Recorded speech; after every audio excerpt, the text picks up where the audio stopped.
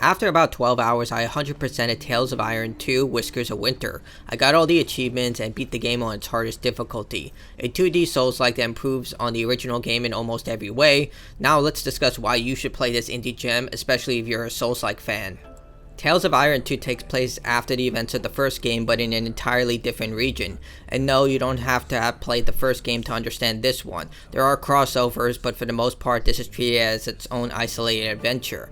Players take control of the first game's stepbrother Arlo, after being placed in the care of Winter Edge's Warden Lord Ivor, who raised him as his own since birth. The young prince is trained in combat and leadership to one day take his father's place, but that will come sooner than later.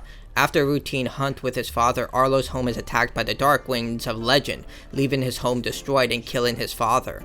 Arlo, now assuming the command of Winter's Edge, must build alliances with the surrounding settlements to fight the Dark Wings and rebuild his home. The game's narrative is larger in scope than the original, but follows the same pattern.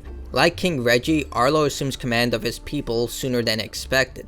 He slowly gains alliances through skill and altruism, and finally rises to leadership through merit. To combat the repetitive story, the use of new biomes and regions help diversify the similarities. The game expands the scope of the Tales of Iron's universe by exploring various lifestyles and fates from other people, even showcasing the previous enemy faction as a possible ally. Like with the original, Geralt of Rivia himself, Doc Cockle, narrates the story with smaller pictures in the thought bubbles that complement the story above the characters who are thinking it. Clever writing showcases the inner thoughts of each character efficiently, such as Arlo's love for food. Honestly, it feels like Tales of Iron could be a story Geralt is reading to Ciri during her younger days of extensive training. As for the ending, it'll leave mixed feelings. They set up for a future DLC or Tales of Iron 3, but unlike the original, this one feels a little forced. Much of Tales of Iron 2 plays the same as the original, but with more content. The developers took feedback from the original and added more of everything while keeping the gameplay complementary to the original. The biggest addition is the expansive weapon and armor selection. Arlo can equip a helmet, body armor, shoulders, and a shield, each with varying defensive effects and trade-offs. This includes resistance, weight, fire, ice, electricity, and poison resistance. This extends to weapons from which include one-handed, two-handed, and ranged weapons. Each offensive option has 3 categories with a large selection of abilities that vary in damage based on elemental and speed. Everything can be upgraded to tier 3 with resources gathered to craft these upgrades. This massive selection of options means you'll be changing weapons to better take advantage of enemy weaknesses, which is detailed in the game's large bestiary. Combat itself is pretty simple. Yellow markers indicate attacks that can be parried, which involve you blocking the enemy attack and hitting another trigger in order to engage with the parry, whereas red markers are unblockable attacks that require you to dodge or completely avoid the area. Enemies can produce elemental effects on the environment to startle Arlo, such as doing extra damage with fire, ice, poison, and electricity. Arlo is also granted access to various tools such as traps like mines, a whetstone for temporary boost to melee strikes, and various potions to dispel negative status effects. You can easily slot these items for use, but I wish there was an option to swap between loadouts since the game heavily focuses on you taking advantage of elemental weaknesses. Tales of Iron 2 includes 7 regions and 5 of them are settlements with optional content. Exploration still operates the same, with the biggest change being the grapple hook. It makes getting through certain areas much easier since it's used for platforming, but I wish you could have used this for combat. You can use them for execution attacks, but these are scripted. Like in Monster Hunter World, you grab onto a creature and do a powerful attack. I wish that was in this game.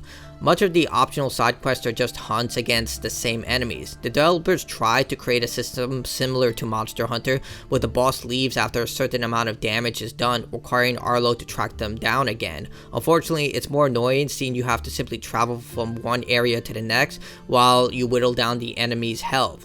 If you take too long, they do regenerate all their health, which adds urgency to the entire adventure, and enemies will only appear during certain times of the day, requiring you to sleep and wake up during certain times of the day where time is constantly ticking down. Other times you'll need to buy things from vendors to complete quests, making stores less about purchasing supplies and more about just completing steps within quests. I did enjoy the more personalized side quests that had multiple layers, such as hunting down a frog warlord after he sent an assassin after you, and I wish the game had more of these quests instead of the hunting quest where you fought the same creatures over and over.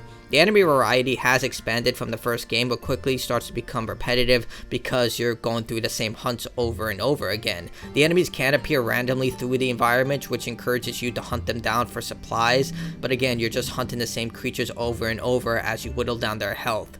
The various regions you'll explore are exceptional step up from the previous game. There are more creatures such as owls, badgers, and bunnies. Each region is excellently detailed with fantastic backgrounds as native creatures roam around. I just wish the game included more fast travel stations and they were unlocked as you explored the region. To fast travel, you have to interact with a post, which only unlocks after a certain requirement is met and you build the post. I spent way too much time heading back and forth for side quest hunts because the fast travel post was simply too far from my objective.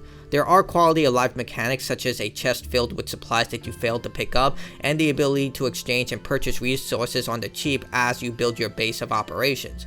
I did wish they made healing a bit quicker though. The same system of drinking bug juice still applies here, with Arlo harvesting juice from bugs or filling it up at bases with kegs. There's also an option to pick berries at certain rest stops, but these respawn very slowly and they're not as effective as the kegs. I wish while filling the container you would recover your health since you have to refill, drink, and then refill again. If you max out your health by obtaining all 3 meals from the chef, this can get really annoying very quickly. Where Tales of Iron does shine is in the boss fights. These encounters have you using everything in your arsenal to succeed, and the soundtrack of these fights are simply amazing. The developers had fun with these fights by having the background characters play the music, and the executions after you defeat an enemy is incredibly brutal and satisfying. Tales of Iron 2 is like the first game, but bigger and better. It has everything that a good sequel needs. It has more weapons, armor, boss fights, and locations to explore. It'll test the player's mettle and have you fighting for your life with each encounter, but gives you all the tools you need to succeed.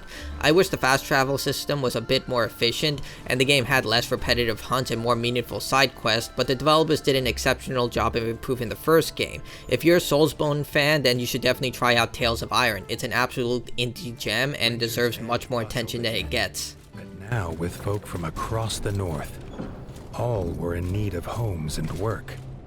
Leaf suggested a new builder's yard would solve both problems.